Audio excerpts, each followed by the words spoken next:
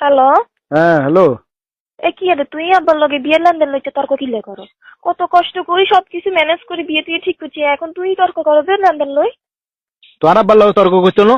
হ্যাঁ কি এরা তো হাজবরি স্বর্ণ, কি এরা তো 10 লাখ টাকা আসছে, 10 লাখ টাকা কাবির নামা, কি এরা তো 40,000 টাকা আদানি। হ্যাঁ কি এরা তো দর কষাকষি লাগা দিছে আর আব্বার লগে। হ্যাঁ 40,000 টাকা 50,000 টাকা সাজানি ন দিলে বিয়ে হইতো না, 10 লাখ টাকা 8 লাখ টাকার কাবিন না হইলে বিয়ে হইতো না। হাজবরি স্বর্ণ দেওয়া মাইয়ারে দিয়ে দেন না।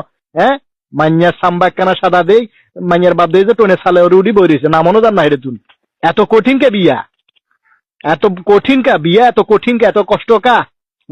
সারা জীবনের ইনকাম আনি ডালি দিতে বোঝাংলা যে বিয়াতে মানুষ চাইলেও বিয়ে করতে পারে না, বিয়ে এত কঠিন করে গেলাইছে, এত অসম্ভব করে গেলাইছে, মানুষের নাগালের বাইরে গেছে কই।